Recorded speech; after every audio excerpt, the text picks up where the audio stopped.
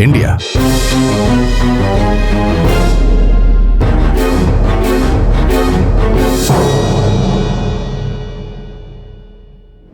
एक ऐसा देश जहां लोग मेहनत करके करोड़पति बनते हैं, लेकिन कुछ लोग सिर्फ स्कैम्स करके अरबों कमा गए। Stock market, banks, education, crypto, यहां तक कि लोगों की फेथ भी सेफ नहीं बची। और सबसे शॉकिंग बात, इनमें से कई स्कैम्स इतने बड़े थे कि पूरे देश पर असर पड़ा। कहीं लोगों की लाइफ सेविंग्स खत्म हुई, कहीं स्टूडेंट्स का फ्यूचर और कहीं लोगों का ट्रस्ट। आज हम ब्रेक डाउन करेंगे इंडिया के सबसे बड़े स्कैम्स। और सच मानो, इनमें से कुछ स्टोरीज किसी क्राइम थ्रिलर से कम नहीं है। लेकिन वीडियो का लास्ट पार्ट सबसे डेंजरस है, क्योंकि वो स्कैम शायद आपके फोन तक पहुंच चुका है। तो एंड तक जरूर देखना, क्योंकि अगला टारगेट लिटरली कोई भी हो सकता है। सेगमेंट 1, हार्शार्ड मेहता स्कैम, 90 के दशक का इंडिया। उस टाइम लोगों को लगता था कि स्टॉक मार्केट मतलब सीधा गैम्बलिंग, लेकिन फिर एंट्री होती है एक ऐसे आदमी की जिसे लोग जीनियस समझने लगे थे, हार्शार्ड मेहता। मीडिया उसे बोलती थी द बिग बुल। उसकी लाइफस्टाइल ऐसी थी कि लोग बस देखते रह जाते थे। Luxury cars, big offices, confidence अलग लेवल का। और फिर अचानक कुछ स्टॉक्स रॉकेट की तरह ऊपर जाने लगे। लोगों को लगा, भाई ये आदमी जहां पैसा लगा रहा है वहीं इन्वेस्ट करो। पूरा देश फोमो में चला गया। लेकिन पीछे क्या चल रहा था? बैंक्स के loop holes, fake receipts, borrowed money, मतलब पूरा गेम इल्यूशन पर चल रहा था। और मजेदार बात पता है, उस टाइम कई लोगों को सच में लगता था कि हर्षद मेहता इकोनॉमी बदल देगा। लेकिन फिर एक दिन पूरा बबल फूट गया। मार्केट क्रैश, लोगों की लाइफ सेविंग्स खत्म। हीरो से विलन बनने में ज्यादा टाइम नहीं लगा। और तभी इंडिया ने सीखा, अगर कोई बहुत जल्दी बहुत ज्यादा पैसा बना रहा है तो कहानी में कुछ सस्पिशियस जरूर हो सकता है। लेकिन अगला स्कैम इतना बड़ा था कि बैंक के अंदर बैठे लोग भी शॉक रह गए थे। Segment 2, Nirav Modi PNB scam. Imagine करो, आप बैंक जाते हो लोन लेने, बैंक आपसे 100 डॉक्यूमेंट्स मांगता है, लेकिन दूसरी तरफ एक बिजनेसमैन क्वाइटली हजारों करोड़ निकाल लेता है बिना प्रॉपर अप्रूवल के। ये था Nirav Modi scam. Punjab national bank के कुछ इनसाइडर्स की हेल्प से fake letters of undertaking issue किए गए। सिंपल लैंग्वेज में बैंक ने गारंटी दी बिना प्रॉपर रिकॉर्ड्स के, और इसी लूप होल से निकले हजारों करोड़। तब तक किसी को कुछ पता नहीं चला, जब तक सिस्टम में एंट्रीज चेक नहीं हुई। और शॉकिंग पार्ट, जब इन्वेस्टिगेशन स्टार्ट हुई, नीरव मोदी ऑलरेडी इंडिया छोड़ चुका था। पब्लिक का ट्रस्ट बैंक्स पर हिल गया और लोगों को समझ आया कि कभी कभी सबसे बड़े स्कैम्स वही लोग करते हैं जिन पर लोग सबसे ज्यादा भरोसा। Segment 3, Vijay Mallya loan scam. Vijay Mallya, king of good times, luxury lifestyle, private jets, parties, fame. बाहर से सब परफेक्ट लग रहा था, लेकिन अंदर ही अंदर डेट का माउंटेन खड़ा हो रहा था। बैंक्स ने उनकी एयरलाइन को मैसिव लोन्स दिए, लेकिन एयरलाइन लॉसेस में जाती गई। एम्प्लॉयज की सैलरीज रुक गई, फ्लाइट्स बंद होने लगी। और फिर एक दिन माल्या इंडिया से बाहर। पब्लिक का पैसा, बैंक्स का पैसा, रिकवरी ईयर्स तक इशू बना रहा। इस केस ने एक डेंजरस क्वेश्चन रेज किया। आम आदमी EMI मिस करे तो प्रेशर, लेकिन बड़े लोग डिफॉल्ट करें तो सिस्टम स्लो क्यों हो जाता है? Segment 4, to ji scam. 2000 के दशक में इंडिया टेलीकॉम रेवोल्यूशन देख रहा था। हर हाथ में मोबाइल आ रहा था। लेकिन इसी बीच हुआ एक controversy, 2G spectrum scam. Allegation ये था कि टेलीकॉम लाइसेंसेस मार्केट वैल्यू से बहुत कम रेट्स पर एलोकेट किए गए। Media reports, political chaos, parliament disruption, nationwide outreach. हर जगह एक ही सवाल, क्या पब्लिक रिसोर्सेज का मिसयूज हुआ? यह सिर्फ पैसों का इशू नहीं था, यह ट्रस्ट का इशू था। और इसी स्कैम ने इंडिया में करप्शन डिबेट्स को नेक्स्ट लेवल पर पुश कर दिया। लेकिन अब जो स्कैम्स आ रहे हैं वो और डेंजरस हैं, क्योंकि उनका टारगेट है नॉर्मल पीपल, तुम, मैं, हम सब।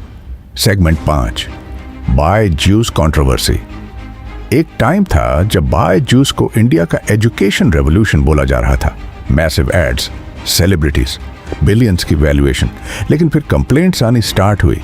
पेरेंट्स ने एलिगेशंस लगाए एग्रेसिव सेल्स टैक्टिक्स के, लोन प्रेशर, रिफंड इश्यूज और मिसलीडिंग प्रॉमिसेस।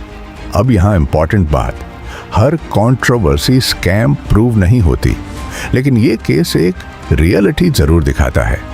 कभी कभी कंपनीज ग्रोथ के प्रेशर में एथिक्स लूज कर देती हैं, और जब एजुकेशन बिजनेस बन जाए तब इम्पैक्ट सिर्फ पैसों पर नहीं, फ्यूचर पर पड़ता है। Segment 6, fake call centre scams. रात के 11 बजे फोन बजता है, सर आपका बैंक अकाउंट ब्लॉक होने वाला है। अब यहाँ गेम शुरू होता है। स्कैमर की वॉइस इतनी प्रोफेशनल होती है कि लगता है सच में किसी कॉर्पोरेट ऑफिस से कॉल आया है। बैकग्राउंड में typing sound, fake employ IDs, fake urgency और फिर क्लासिक लाइन, सर जल्दी OTP बताइए नहीं तो अकाउंट फ्रीज हो जाएगा। कुछ सेकंड्स की पैनिक और अकाउंट एम्प्टी। सबसे क्रेजी बात, कई फेक कॉल सेंटर्स बिल्कुल रियल ऑफिसेज की तरह चलते थे। Morning shifts, targets, training, even motivational meetings. मतलब स्कैम भी कॉर्पोरेट स्टाइल में। और यही चीज उन्हें डेंजरस बनाती है, क्योंकि विक्टिम को आखिरी सेकंड तक लगता है कि सब जेन्युइन है। स्कैमर्स का सबसे बड़ा वेपन हैकिंग नहीं है, कॉन्फिडेंस है। और इसी कॉन्फिडेंस की वजह से एजुकेटेड लोग भी ट्रैप हो जाते हैं। Segment 7, crypto scams 2021। हर दूसरा इंसान सडनली क्रिप्टो एक्सपर्ट बन चुका था। भाई ये कॉइन नेक्स्ट बिटकॉइन है, 1000 लगाओ 1 लाख बन जाएगा। और फिर शुरू हुआ फोमो। लोग बिना समझे इन्वेस्ट करते गए, क्योंकि सोशल मीडिया पर हर कोई प्रॉफिट दिखा रहा था।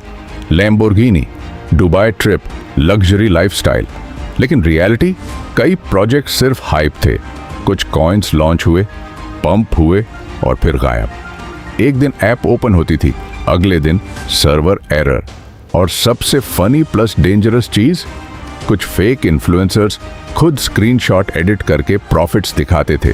स्कैम का नया वर्जन स्मार्ट दिखता है, कूल दिखता है, मॉडर्न दिखता है, लेकिन एंडिंग वही पुरानी, पब्लिक का पैसा गायब। Segment 8, paper leak scams. इस लिस्ट का शायद सबसे emotional scam, paper leak scams. एक स्टूडेंट साल भर मेहनत करता है, late nights, stress, pressure, dreams और एग्जाम से पहले पेपर लीक। कुछ लोग पैसे देकर अनफेयर एडवांटेज ले लेते हैं, और ऑनेस्ट स्टूडेंट्स, उनका कॉन्फिडेंस टूट जाता है। ये सिर्फ एग्जाम का इशू नहीं, ये ट्रस्ट का इशू है। क्योंकि जब हार्ड वर्क का सिस्टम ही अनफेयर लगने लगे, तब फ्रस्ट्रेशन डेंजरस लेवल तक पहुंच जाता है। सेगमेंट 9, फेक बाबा स्कैम्स। इंडिया में स्पिरिचुअलिटी पावरफुल है, और इसी फेथ का मिसयूज भी कई बार हुआ। Fake babas, miracle claims, black magic solutions, healing scams. Victims कौन? यूजुअली वल्नरेबल पीपल, जो इमोशनली वीक फेज में होते हैं, और स्कैमर्स एग्जैक्टली वही टारगेट करते हैं। Fear, faith, hope. जब लॉजिक बंद होता है, मैनिपुलेशन इजी हो जाता है, और हिस्ट्री प्रूव करती है पावर और ब्लाइंड फॉलोइंग डेंजरस कॉम्बिनेशन हो सकते हैं। Segment 10, UPI/OTP frauds. अब आते हैं उस स्कैम पर जिससे शायद सबसे ज्यादा लोग रोज फंस रहे हैं, UPI फ्रॉड। और ऑनेस्टली ये स्कैमर्स बहुत क्रिएटिव हो चुके हैं। कोई फेक कस्टमर केयर बन जाता है, कोई OLX बायर, कोई डिलीवरी बॉय, और कुछ स्कैमर्स तो ऐसे बिहेव करते हैं जैसे ऑस्कर मिलने वाला हो एक्टिंग के लिए। सर मैं बैंक मैनेजर बोल रहा हूँ। बैकग्राउंड में keyboard sound, fake professionalism, full confidence. Victim को लगता है हाँ भाई ये तो जेन्युइन लग रहा है। फिर आता है मैजिक मोमेंट, सर बस OTP बता दीजिए, और गेम ओवर। या फिर फेक QR कोड। लोग सोचते हैं पैसा रिसीव होगा, लेकिन अकाउंट से पैसा कट जाता है। सबसे इंपॉर्टेंट बात याद रखना, UPI पिन सिर्फ पैसा भेजने के लिए लगता है, रिसीव करने के लिए नहीं। और अगर कोई बहुत जल्दी पैनिक क्रिएट करे तो समझ जाओ कुछ गड़बड़ है, क्योंकि आज के स्कैमर्स टेक्नोलॉजी से कम एक्टिंग ज्यादा करते हैं। अगर ध्यान से देखा जाए तो हर स्कैम अलग था, लेकिन हर स्कैम में एक चीज कॉमन थी, ह्यूमन इमोशंस। कहीं ग्रीड, कहीं फियर, कहीं ब्लाइंड ट्रस्ट। और स्कैरी बात यह है कि फ्यूचर में स्कैम्स और डेंजरस होने वाले हैं। AI voice scams, deep fake video calls, fake identity scams. मतलब फ्यूचर में शायद स्कैमर आपकी माँ की आवाज में कॉल करे। इमेजिन करो कितना डेंजरस हो सकता है वो। इसलिए इंटरनेट पर किसी पर भी इंस्टेंटली ट्रस्ट मत करो, क्योंकि आजकल स्कैम इतना स्मार्ट हो चुका है कि कई बार लोगों को स्कैम होने का पता भी बाद में चलता है। और ऑनेस्टली सबसे बड़ा वेपन टेक्नोलॉजी नहीं है, ह्यूमन साइकोलॉजी है। अगर ये वीडियो इंफॉर्मेटिव लगी तो इसे शेयर जरूर करना, क्योंकि शायद एक शेयर किसी का हार्ड अर्न्ड पैसा बचा दे। और कमेंट करके बताओ इनमें से सबसे डेंजरस स्कैम कौन सा लगा। और अगर ऐसे ही डार्क और शॉकिंग रियल स्टोरीज पसंद हैं तो चैनल सब्सक्राइब कर लो, क्योंकि इंटरनेट की दुनिया में जो दिखता है वो हमेशा सच नहीं होता।